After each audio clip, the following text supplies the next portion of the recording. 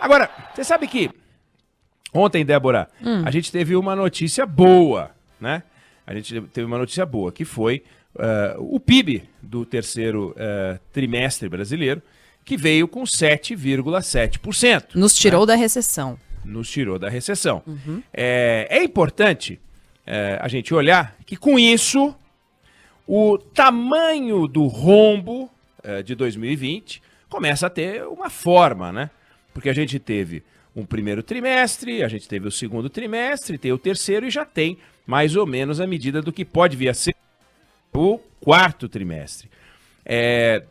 Vai ganhando um contorno. A gente chegou a temer, né, por um 9% de queda no PIB do ano, lá no começo da pandemia. 9% era um número assustador.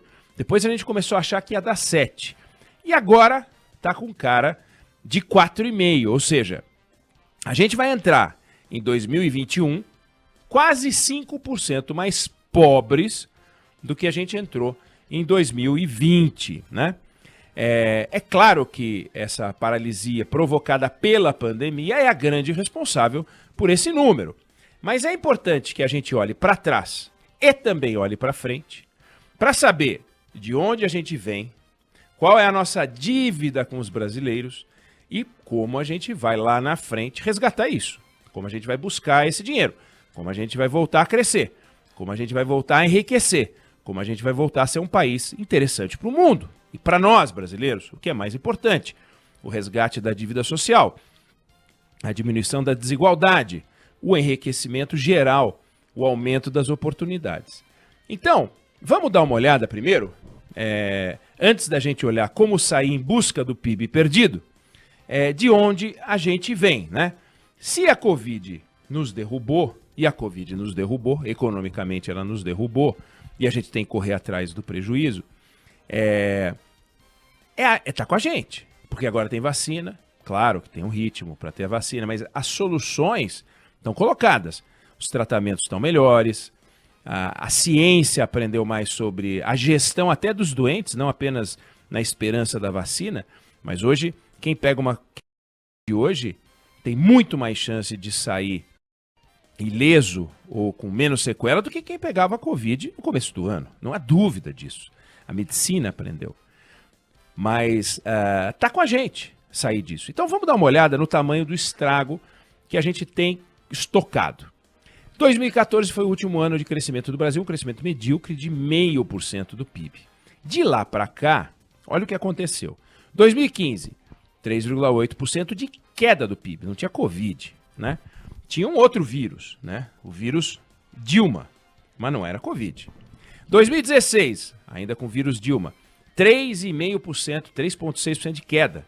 Depois de 2017 a gente cresceu 1%, 2018 1,39% e no ano passado 0,8%. Um crescimento medíocre. E agora a gente está com uma queda de 4,5%. Isso significa que, comparado ao nosso padrão de renda de 2014, que foi o último ano de crescimento, ainda que medíocre, como eu falei, 0,5%, a gente está quase 9% mais pobre do que lá atrás.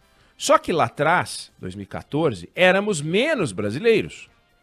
Então, hoje, com mais brasileiros, a gente divide um PIB quase 9% menor. Isso dá mais ou menos um mês. Então, imagine a família que ganha 12 salários num ano, vamos esquecer o 13º, 12 unidades de remuneratórias num ano, tira um e tem que viver com as mesmas despesas que aumentaram, porque a família aumentou, a família Brasil aumentou, há mais brasileiros hoje do que em 2014, com um mês a menos de renda. O estrago é brutal, é um estrago muito violento. E para a gente correr atrás, o que a gente tem que fazer? Primeiro, a gente tem que convencer os empresários a produzir. A gente tem que convencer os investidores a investir. A gente tem que investir em infraestrutura para aumentar a produtividade, posto que vai haver um estímulo para produzir. A gente tem que convencer a indústria a manter o pique de produção. Serviços tem que crescer. O agronegócio tem que escoar. A gente tem que destravar a economia Tem as reformas administrativas, tem a reforma tributária, outras mudanças constitucionais importantes. E o que tem por trás disso? Tudo isso a gente tem que fazer. Põe no papel e faz. A gente tem que resgatar a confiança. A gente tem que resgatar a credibilidade do Brasil. A credibilidade do Brasil diante dos brasileiros e também diante dos estrangeiros com dinheiro para aplicar aqui. O investimento estrangeiro no Brasil caiu e vem caindo. Tudo isso a gente só vai conseguir se os nossos líderes pararem de disputar migalhas de poder para saber quem é que chega mais forte em 2022, porque nós não queremos saber quem é que vai comandar uma fazenda árida sem produção. Nós queremos um país complexo, sofisticado, com educação, com saúde, com medicina, com tecnologia, né? E isso só tem uma pessoa que tem capacidade pelo cargo, eu não me refiro à capacidade individual, é própria do cargo, que é o presidente da República. Se ele não apontar o caminho, não haverá caminho.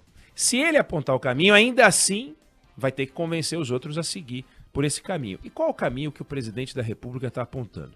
Grande interrogação. Quais são os projetos que o presidente defende? Grande interrogação.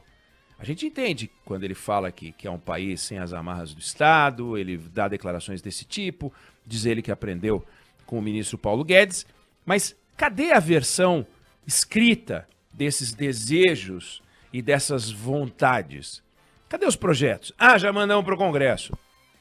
Mandar um projeto para o Congresso não quer dizer nada, porque no Congresso Nacional tem milhares de projetos, milhares de deputados, de senadores, de tribunais superiores, da Procuradoria-Geral da República e da Presidência da República, inclusive iniciativas populares. Mas qual que é para ir em frente? Qual é o esforço da bancada do governo para aprovar esse ou aquele? Por que é o Rodrigo Maia que está dizendo que tem os votos para a reforma tributária e não são as pessoas ligadas ao governo? Então, é preciso ter uma ação por parte do governo para essas coisas andarem. Mais ação e menos live. Hoje a gente vê muita live. E live parece que é ao vivo, né? Mas cadê a vida parlamentar? Cadê a vida naqueles ministérios todos pulsando para conseguir operar as transformações, né? É óbvio que ele tem alguns desafios, tem que se livrar de figuras ridículas, como o Ernesto Araújo, o ministro das Relações Exteriores, que não para de falar mal de um dos nossos maiores parceiros comerciais, que é fundamental nessa retomada. Podia mandar o filhote dele, né, o Eduardo Bolsonaro, também calar a boca, parar de falar bobagem. Sempre também envolvendo a China, uma fixação que eles têm. Parar de perder tempo com projetos irrelevantes como a escola cívico-militar. Irrelevante. Se o Brasil tiver 200, 300 escolas dela, nós temos 160 mil escolas no Brasil. Isso é ridículo. Não vai mudar o cheiro da água. Então, os grandes projetos são os que a gente sabe. Não tem projeto novo. Não é assim, falta algum projeto. Então, se a gente adotar esses projetos e a gente começar a andar, a gente vai ter uma agenda.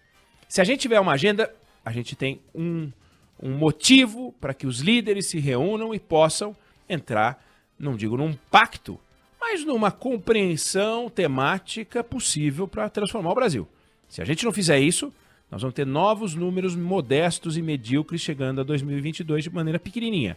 Então, é hora da gente acordar, é hora da gente fazer um programa, é hora da gente andar.